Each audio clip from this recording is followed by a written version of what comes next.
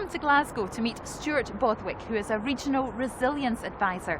Weather and climate are extremely important to Stuart, so I'm keen to meet him and to find out more.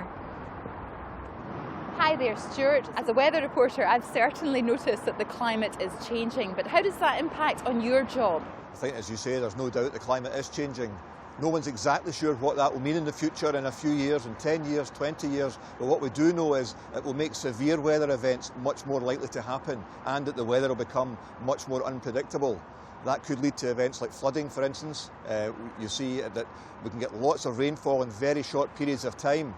What that can do is overwhelm the local drainage, causes rivers to burst their banks, and that has a very, very real impact on people in their homes and in their whole traffic infrastructure, the roads, the streets, the pavements are all blocked. That's things that councils, local authorities and other agencies have to plan for just now, so that when these things happen, as we're sure they will, we are much more prepared. And what other events can be affected by the weather? Virtually everything that we do during a normal day-to-day business can be affected by weather.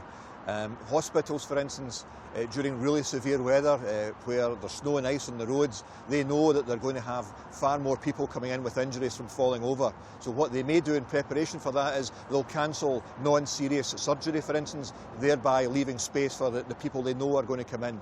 Obviously, local authorities are in charge of schools, and they too will look at weather forecasts. Will the playgrounds be safe for the kids to actually come in?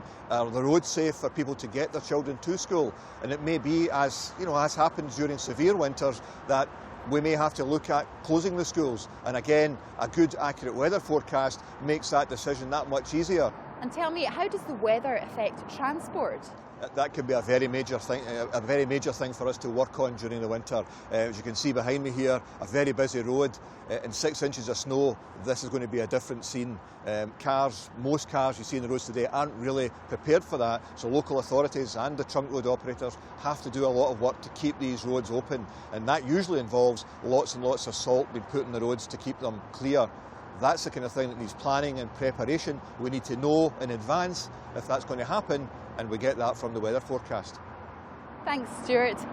As a meteorologist and weather presenter, it's been great finding out about how important weather forecasting is and how the emergency services are already preparing for our changing climate.